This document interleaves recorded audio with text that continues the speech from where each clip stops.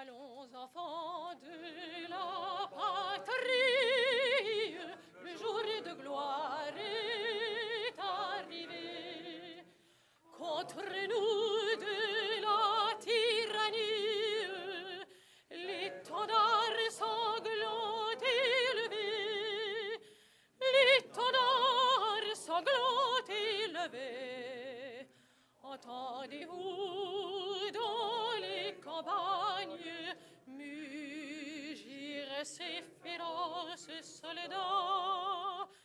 Ils viennent jusque dans nos bras, égorger nos fils et nos compagnes. Aux armes, citoyens, formez vos bataillons. Marchons, marchons, qu'un sang pur abreuve nos sillons. Ladies and gentlemen, on November the 13th, France indeed was for the second time in less than a year the victim of murderous attacks perpetrated against its capital city. Our president, President Hollande, was unequivocal about it. The aggressions that happened on Friday night in Paris and near the Stade de France in Saint-Denis were an act of war. President Hollande declared, and I quote him, "Those acts are an aggression against our country, its youth, and its lifestyle. They were committed by a jihadist army which fights us because France is a land of freedom, because we are the nation of human rights," end quote. Without a doubt, these heinous deeds were a carefully planned military assault and must be responded to with utmost fortitude. Our first thoughts, of course, go to the families of those who tragically lost their lives during that terrible night. Our nation is still in shock in the face of such an upsurge of violence, as we are just exiting the period of national mourning proclaimed by our president in the aftermath of these events. In these most difficult times, the grief and solidarity demonstrated by our American friends are a great source of solace. 14 years ago, when the great city of New York experienced pain and sorrow, France immediately attested of its full support. Nous sommes tous New-Yorkais. Nous sommes tous Américains. That's what you could hear in Paris and everywhere in France at the time. Today, we are the ones that bleed, and thousands of our American friends have taken to the streets to demonstrate their support, and many of us have received words of compassion. The city manifested its solidarity by lighting some of its most famed monuments in blue, white, and red, and the American security forces immediately offered the protection to the French community, in particular to our French schools. For that, we are very thankful to the city of New York and to our American friends. We are more than ever reminded of the strong ties of friendship that bond our nation with America, and in particular with the American Jewish community that the AJC represents. After the dramatic events of January, AJC was among the first, already at that time, to manifest its support. And once again, dear David, you stand with us in our grieving. Nevertheless, after the mourning comes the time for action, and this time is here already. Our president, our government are at work to answer the heinous threats that made to our nation, our people, and our values. Several measures have already been taken. We will answer by striking the enemy where he is. The attacks on Paris, our president stated it very firmly, were an act of war and will not be left unpunished. France is using all its might to strike ISIS at its heart. Since Sunday night, our forces intensified their attacks on Raqqa, the terrorist capital city, and we will continue the bombing in the next weeks. France has called for an immediate meeting of the United Nations Security Council to deal with this threat and asked for the support of all of its allies, Europe, Russia, and of course the United States. The French territory must be protected from the intrusion of terrorists. For this reason, our government has also taken the decision to re-establish tight border controls. On French soil, the Republic's mission is to protect the security of its citizens, and within the next 2 years, President Hollande announced that 5,000 new police officers will be recruited to protect the national territory.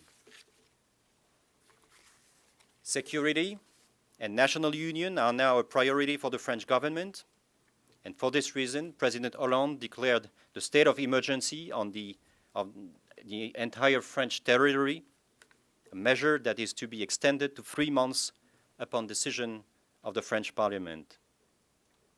President François Hollande has also called for a revision of the French Constitution in order to fight terrorist warfare in the most efficient manner. Among the concrete measures taken by President Hollande, I would like to mention the following ones.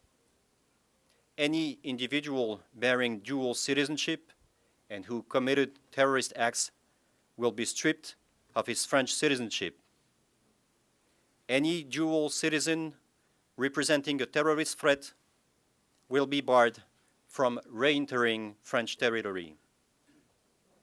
Foreigners representing a threat to public order will be deported more swiftly. Increased power and resources for the police and the justice system, including fighting against armed trafficking, heavier sentences, more flexible self-defense criteria for police forces on duty. Beyond these measures, our president has, more than ever, called for national unity. We maintain that it is our best weapon against the irrational hatred deployed against us, unity between the French citizens, regardless of their race or religion, but also with our friends abroad who we know will fight this battle against terror with us. To conclude, just 2 days ago, President François Hollande had these words, and I quote, "The French are brave, courageous, and confident. We are a people that does not give in, that stands up every time one of its children is thrown down to the ground." End quote. Today, France is battered and bruised, but its people are not, have never been, and never will be a nation that bows in the face of horror and cruelty. These attacks were aimed at creating panic and fear. We will not give terrorists this victory. Already, the people of Paris are back in the streets, celebrating life, love, freedom, and everything that makes us who we are. We stand united and strong, and if this is a war, we will fight it along with our allies, and rest assured that we will win it. Long live the French-American friendship. Vive les États-Unis et vive la France. Last Friday in Paris, thousands of people left their homes to enjoy an evening of music, food, culture, and sports. And then, in an instant, the evening's beauty was shattered and turned into bleak ugliness. The entire international community, Consul General, is standing alongside France today, shocked and hurting. I come here to say, on behalf of the entire people of Israel, we feel your pain and we stand by you. You just heard Stan referring to Prime Minister Netanyahu's quick and swift response. Paris, perhaps the most iconic city in the entire world, has moved the hearts and souls of people all around the globe. It has steered our imagination over the years. It has given us hope and dreams throughout history. This atrocious massacre that stained the universal beauty of the City of Lights is aimed to the heart of every person who is a freedom-seeking individual. We have come here to pray and mourn, but also, as Albert Camus reminded us, to remind ourselves of our own values. Paris, a symbol of freedom, democracy, pluralism, culture, and love, was targeted by fanatics, as Simone said, cultivated by radical and militant Islam. Make no mistake, it is not what we do that bothers them. It is not what we implement in terms of our policy that bothers them. It's what we stand for, what we represent, that threatens them and bothers them. These terrorists are acting in the name of a so-called ideology glorifying death and hatred. They have declared an all-out war against everything that we believe in, everything that we stand for. Let me remind you, radical Islam is the enemy, but we also have to remember that the number one victim of radical Islam are the Muslims themselves. We have to remind this ourselves tonight more than ever. Mr. Consul General, you know that very well. France and Israel always shared a profound and deep tie, based not only on shared values and compatible self-interest, but also mutual appreciation, common destiny, and above all, as represented here by our friends from AJC, a common commitment to the well-being of the Jewish diaspora in France. And so you always stood by our side. You always supported the Zionist movement and the just values the Zionist movement historically celebrated, especially in times of need. And today, we stand by you, united to defeat the plague of terror. We will prevail. We will stand strong. We will be the light that pushes away the darkness.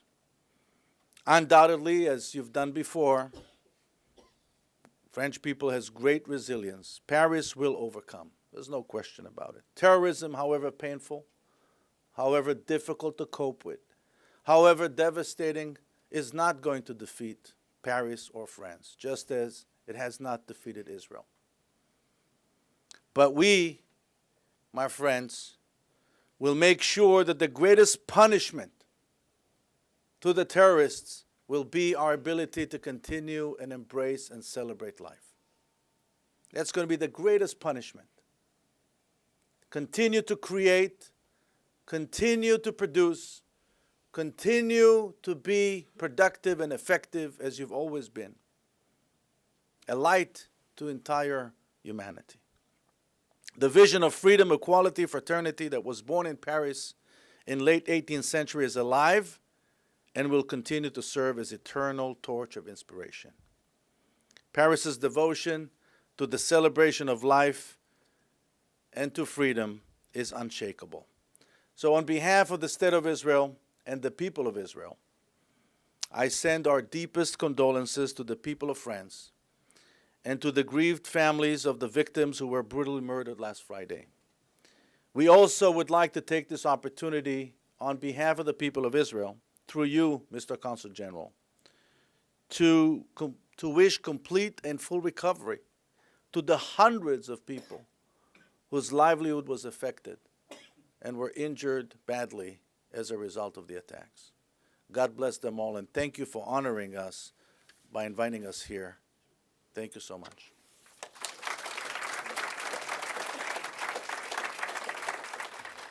It's said that if one wants to reach the heart, one has to speak from the heart. I intend to speak from the heart. I'm tired. I'm tired of watching AJC organize one memorial event and one solidarity gathering after another. I'm angry. I'm angry that for hundreds and hundreds of families and individuals in France, their lives will never be the same again.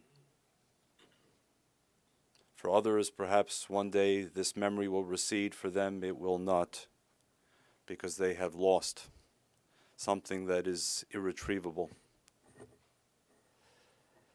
And I'm determined, as I know everyone in this room is, determined that no matter how much our grief or our sadness, it will not conquer us, for we have work still to be done. We had all made so much progress. You could taste it. The European Union itself, and I consider myself among the great Europhiles of America. Europe showed us after the Second World War the possible.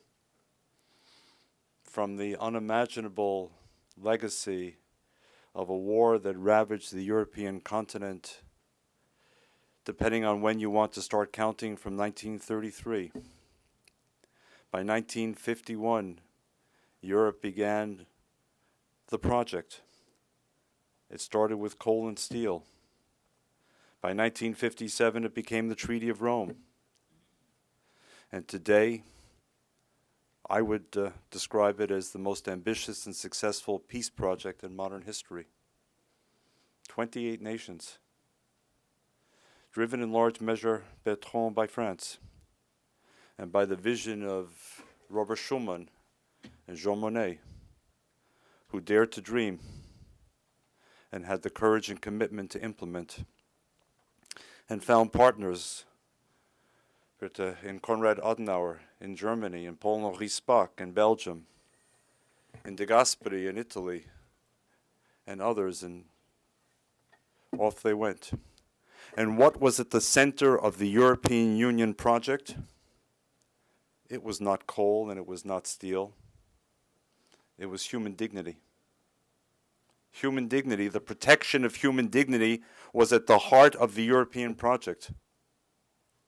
Europe was going to show the world and show itself that against the backdrop of generations of war and conflict and blood-soaked soil, Europe was going to lead the way in showing how previous enemies, previous nations that suffered, Stefan, under communism or under fascism or under both, were going to be able to stitch together a community that would protect human dignity as its centerpiece.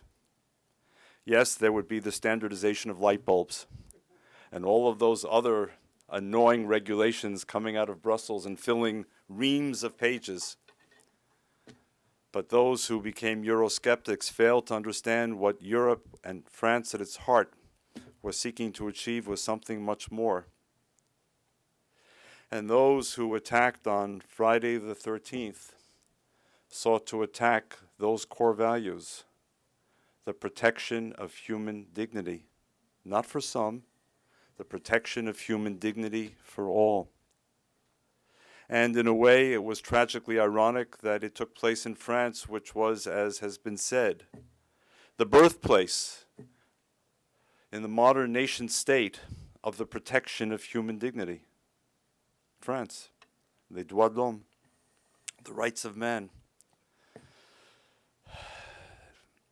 I feel very close to France, as some of you know. My mother and my father were both refugees to France. They both found haven and home before the war in France.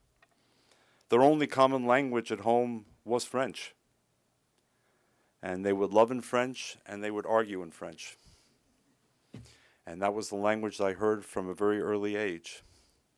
Some of my family stayed in France during the war and remain in France to this day, and they were foremost on my minds on Friday the 13th. Fortunately, they were all safe, but as Simone said, no one was more than 1 or 2 or 3 degrees separated from the victims or those, Ido, as you said, who were wounded and whose fate we still don't know, lying in hospitals, recovering. And I feel very close to France, not just because of my own family. I feel very close to France because I feel that France has nourished me with my democratic identity. Indeed, it's nourished us all. And it's done so much for our country in fueling and feeding that identity of the rights of man, of the protection of human dignity. So I cry with France because I say in all sincerity, je suis français. I am French. We created that hashtag on Friday the 13th on Twitter. We used it on our screen, we use it in our lobby, and we will continue to use it as long as necessary. Je suis français. I am French.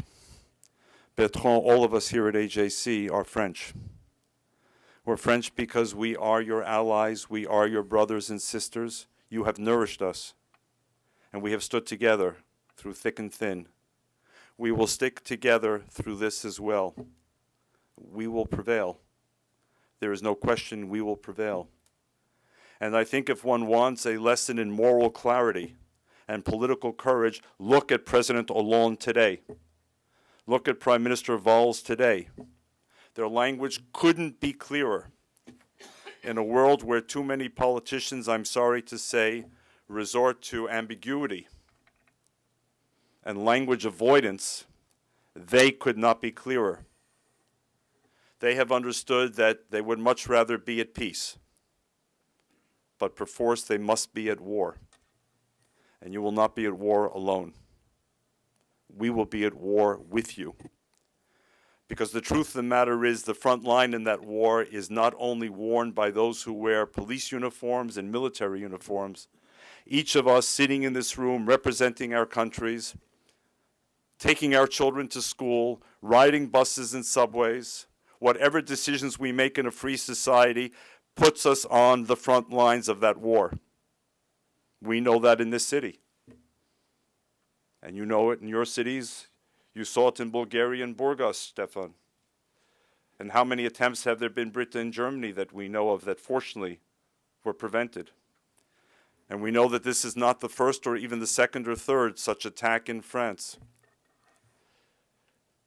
And the attackers are not attacking other armies and soldiers. They're attacking us and our children. We're all at war. We're all on the front line. Here at AJC, in governments, in the religious and faith communities that are represented here today by our distinguished partners, we're all at war. And it seems to me that we need to do 2 things in that war. 1, we must continue living. We must continue living as free, democratic, unafraid citizens. Unafraid. Among the most touching moments for me was passing a site along the beachfront in Tel Aviv. Once upon a time, it was the Dolphinarium. It was a famous discotheque. And Britta Joschka Fischer was at a hotel just a few blocks away when the bomb exploded on June the 1st, 2001. And within minutes, some 20 young people who had gone to a concert, who had gone to dance, were destroyed. You can pass the dolphinarium today and you will see the names of the victims. But you will also have seen, if you pass the dolphinarium, someone who wrote shortly after the event, "They will not stop us from dancing." We must not stop dancing. We must not stop singing. We must not stop reaching out to the other. We must not succumb to xenophobia or hatred. We must not play by their rules, but our rules, the protection of human dignity. But that, unfortunately, is not the only piece of the puzzle. There's a second piece. We need to fight. In free democratic societies, it's usually the last thing that people want to do. But there are times we're called upon to stand up and to define ourselves and what's worth defending. We collectively need to stand up and join France because nous sommes en guerre.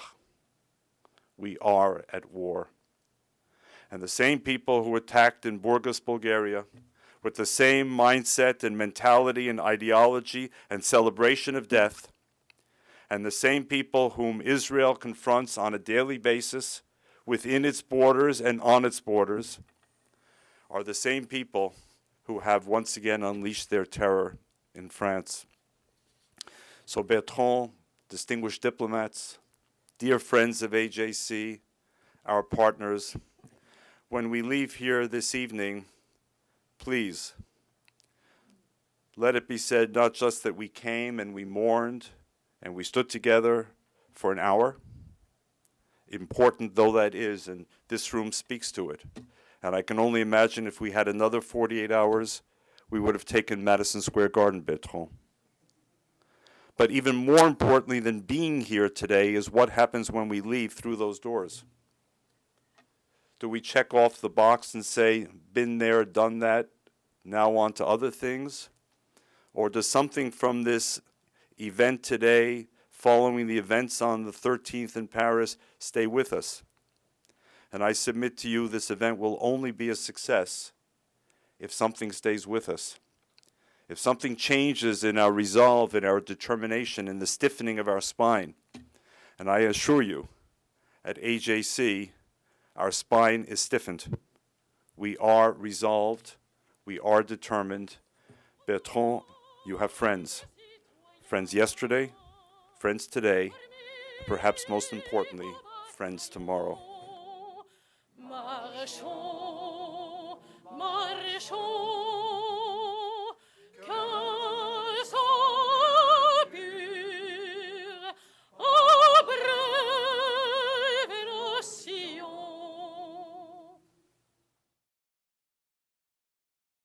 We would be pleased to send a complimentary DVD of this program to anyone who wishes to support JBS, the Jewish Broadcasting Service, with a tax-deductible gift of $36, double chai or more, to the nonprofit organization Jewish Education in Media.